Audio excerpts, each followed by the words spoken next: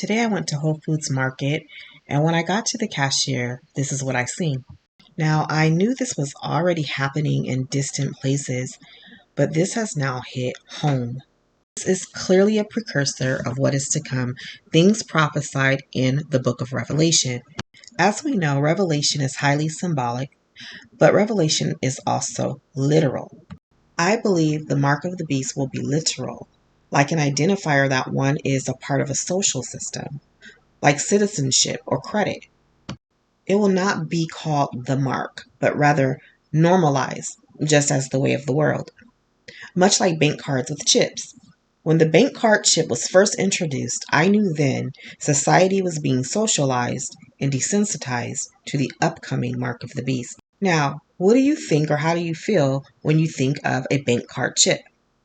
Literally nothing, right? It's just the way of the world. Now, if you're not familiar with Bible prophecy, you may think, what's the big deal?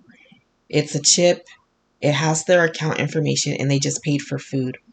Well, because one day it will be the only way to pay for food, and it is an allegiance to a satanic and demonic system that one cannot be atoned or redeemed from, meaning that their fate is forever sealed. Their options will be, 1, do I accept this and assimilate back into society and eat, though my eternal destiny is sealed? Or 2, do I go hungry and lose everything that I have? Now imagine people with families. And of course, there will still be people with veils covering their eyes. The prophecy is found in Revelation 13:16 through 18. It tells us, it also forced all people, great and small, rich and poor, free and slave, to receive a mark on their right hands or on their foreheads, so that they could not buy or sell unless they had the mark, which is the name of the beast or the number of its name. This calls for wisdom. Let the person who has insight calculate the number of the beast, for it is the number of a man. The number is 666. I will not go into the number at this time, the number that everyone is familiar with. Your understanding of the number and just the general understanding of that number, it varies. But I think it would be more of a deep dive. Revelation has a lot to uncover. I do not believe that God's people will be here to go through that time. I believe this is a time those who live their lives in a state of rebellion and rejection of Him will have to endure. And they will be facing the devil right in the face, having to make some life-altering decisions. That is my belief as it stands. Now, there are those who believe we will be here to witness this time. And since end times prophecy is so complex and requires a great deal of study, I won't throw that out. But what I will say confidently is that even if that is true, we will still overcome it all. Whether we network underground or fight to the death, not one of us with God's Spirit would take the devil's mark on our bodies. It simply will not happen. We are already sealed with the Holy Spirit. But again, I do not believe that is our portion. But I do believe that persecution will come to the church. Actually, the church in certain places is already under persecution.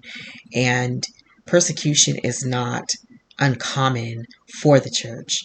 But the Lord did say that we were going to have to persevere. But whatever you believe, one thing I know that we can agree to is that now is the time of salvation. Now is the time to minister to whoever you can. Now is the time to be on our knees and on our faces, praying for our loved ones. Now is the time to fast and to pray, build our spirits up, remove every sort of unclean thing out of our lives.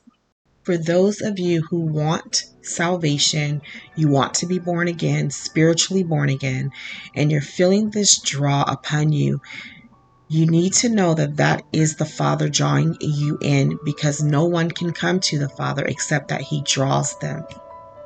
Romans 10:9 through 11 guides you into your new life, your salvation, And it tells you that if you confess with your mouth Jesus is Lord and believe in your heart that God raised him from the dead, you will be saved.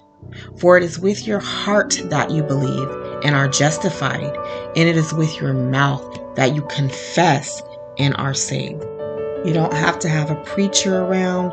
You don't need any formalities. You just get on your knees and you begin to cry out to God, and he will meet you right where you are at. You'll have a lot to learn and you'll continue to grow, but from this day forward, he will be walking with you. Find a Bible-based, Spirit-filled church, a community, a fellowship. Let them know you've given your life to the Lord and that you're looking for a church family. Pray that God will guide you to the place he wants you to be first. Give your life to the Lord. He loves you, and I'm praying for you.